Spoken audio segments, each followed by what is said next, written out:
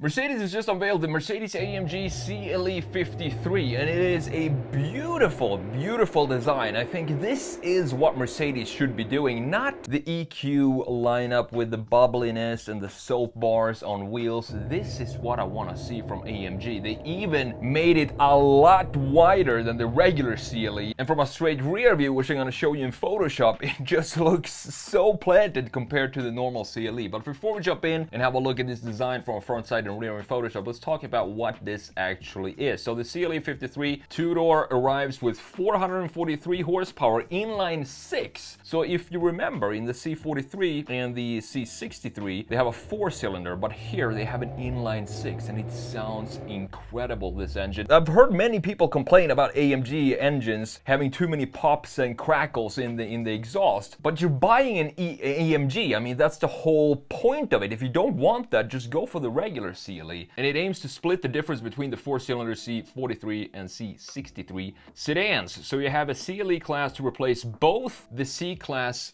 and the E-Class Coupe, but as I'm going to show you in Photoshop, this is clearly a more of a modernization of the C63, which also looked absolutely fantastic. So it produces 443 horsepower from its turbocharged 3-liter inline 6 and uses a 48-volt hybrid system for a power boost at low engine speeds. And I love this setup. When you have a pretty powerful regular internal combustion engine, in addition to a electric system, it's the best of both worlds mixed into one car. 0 to 60 is said to take 4 seconds with a top speed of 155 miles per hour, but they do think it's going to be quicker than that because the C43 with the 4-cylinder hits 60 in just 3.9 seconds. It is fitted with the rear biased 4MATIC all-wheel drive system. It's connected to a 9-speed automatic. Also equipped with rear wheel steering, which is great for turning radius. You also have 19-inch, or you can choose to go up to the 20-inch, and this being a Mercedes AMG, I've said this a lot of times before, but Mercedes right now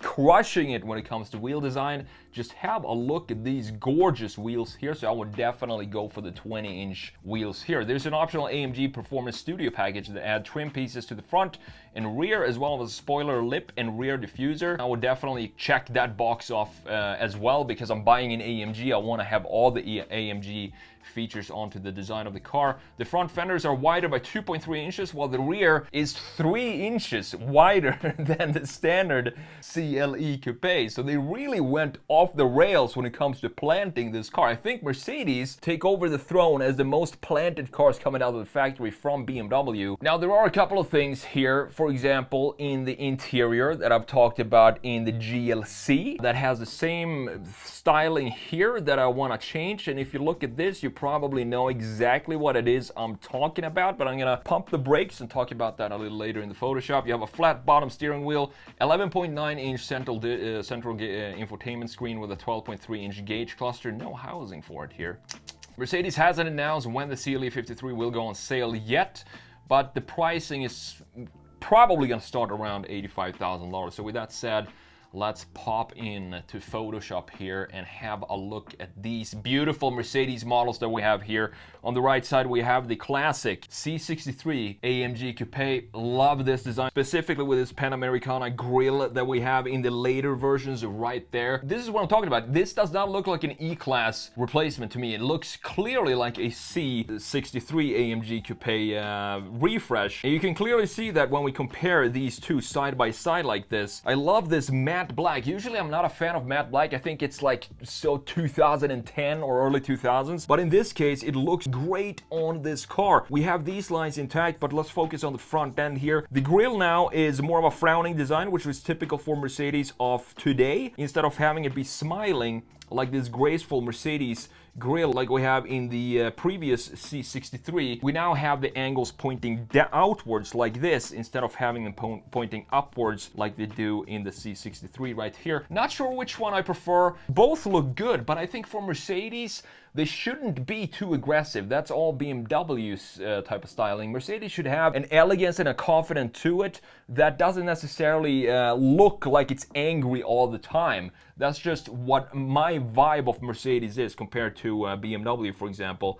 Then we have these lights of the previous one now being a lot slimmer. I love the design of these headlights because they look very thin and stylized. We have this curvature down here, and then how it connects to the grille. We have the same angle here as we have in the grille, connecting them to very key graphic features in the front end. Lower sections also very recognizable for Mercedes of this era today by having these two big vents on the side with the black piece. Probably, I'm not sure if you can get this in carbon fiber, but it would be nice to have this piece right here being in carbon fiber, looking pretty similar to what we had in the C63. Both of these are absolutely gorgeous cars. We have a little bit more static feel in the C63 in the lower section of the intakes that got a little bit more organic, I would say, in the CLE 53. Now looking at the side view, and this is a big change for Mercedes here. In the previous C63 we had this beautiful sweeping shoulder line that dips downwards into the corner of the taillight right there. We also have this line at the bottom swooping upwards, and what this does when you look at it from a side view like this, it creates a forward movement. It looks like it wants to move forward with these two key lines. And you also have this piece that didn't have any function in the C63, but it's still here, a little design detail with the V8 biturbo stamped on here with the badge. But you can see how this design feature now evolved into something a lot more substantial. So it kind of grew further down. It grew down here, and then we have the same type of line at the lower section like we had in the previous C63. It's just a beautiful design. Both of these look very, very nice, even though you can see that the shoulder line now is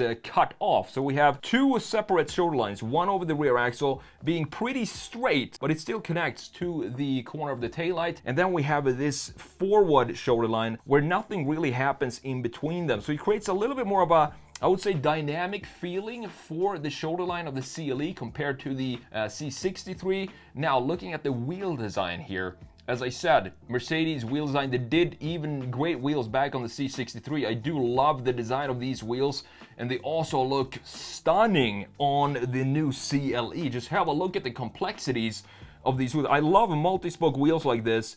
And this, you might say that it looks a little over-stylized, but somehow Mercedes managed to make it look complex, but still have a very simplistic foundation for its design of the wheels.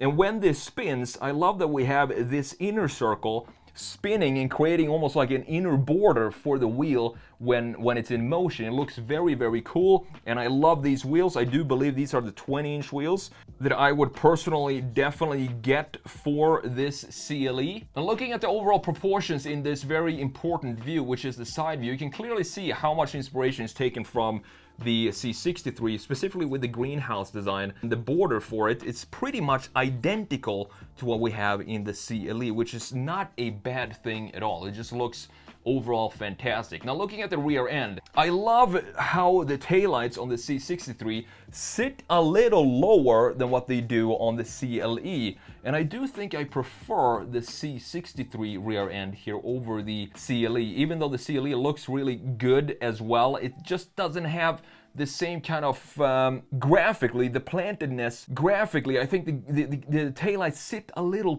too high here, and I want to have them be more in line with a sweeping shoulder line, and make them sit maybe an inch or two lower than this. But we do have this connection in the middle, and this is sort of taken from the EQ series with these type of taillights. They look a lot better here than they do in the EQ models, but I still, again, prefer the layout that we have in the C63 because I love how they sit lower and how they stretch outwards. They just pull the design out to the corners and creates a very wide looking car. But as we talked about before, it's widened by 3 inches over the normal CLE, and I'm going to show you the straight rear view, compare this 53 AMG to the normal CLE, and just show you how big of a difference that is. We also have a little bit more organic feeling in the lower section, but have a look at this. This is another detail that I do prefer on the C63. You can see that we have a clear bumper here, and then this line cuts in to this piece,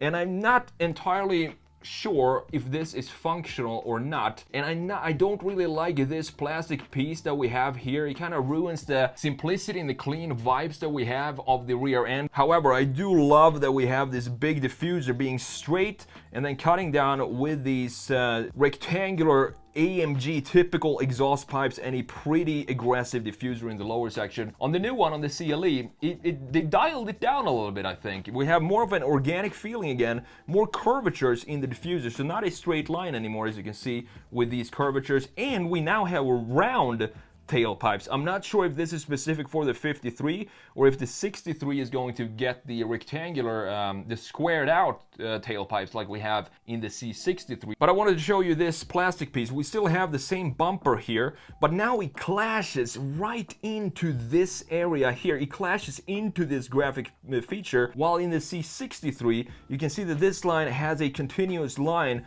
that follows and creates the housing for this piece. So I think this clashes a little bit too much here, and I would like to lower this top and have it start in line with this line that creates the bumper line and remove this upper section, if that makes sense. Last but not least, before we have a look at the straight rear view, I want to show you these interiors. I love the old interior of the Mercedes. The only thing I would like to change here is a way better integration for this display. Infotainment screen that sits on top. This just feels like it's floating without any sort of connection to the rest of the interior. But we do have, in the later C63s, we did get a fully digital gauge cluster here. It looks fantastic. This is exactly what I want to see. A clear house. We have a dual housing here with these lines or houses for the tachometer and speedometer, I assume. And then we have the big housing up top, creating a very nice and cozy looking interior. A lot of carbon fiber here in the middle as well, looking great with the AMG logo in the middle. Tactile physical buttons for the climate control settings, which has now, of course, been replaced by pixels and a center screen that is off-centered. It's tilted, I think it's 4 or 6 degrees tilted to the right side. And this is, I had the GLC for a week, a couple of weeks back to review, and it had the same implementation of the infotainment screen. I thought it was going to bother me a lot more than it actually did. But when you look at it from a straight front view like this, straight on from the back seat, you can see this slight angle, and I just want to take this and push it back into place so that it sits straight and centered in the middle of the dash. But we still have some ambient lighting underneath this carbon fiber piece, looking beautiful. And again, Mercedes and steering wheels. This is one gorgeous looking steering wheel with the big Mercedes logo in the middle. You have all the functions and controls here on the spokes, and you have the drive settings with this toggle, and you have some more settings on the left side as well. Just a fantastic looking steering wheel. However, I do wish that we still had just a simple cap or something for the gauge cluster. Create a bit more of a cozy house for the gauge cluster and less glare when you're out driving it on a sunny day. So I wanted to show you this because here you can clearly see just how much of a sumo stance the new CLE 53 has compared to the regular CLE 450, I do believe it is. So here you have the regular one. Still looks very planted, but it doesn't compare to these big fenders that we have on the CLE 53. It just looks like it went to the gym and worked out 12 hours a day and came back with some beefier muscle doing some shoulder flies for 6 months straight and created these big fenders that we have on the rear. Just have a look at how planted this looks in addition to the wider wheels that sticks out all the way to this point, creating a very solid sumo stance for the CLE 53. Fantastic job by the design team of Mercedes. I can't wait to hear this in real life because it sounds really, really good.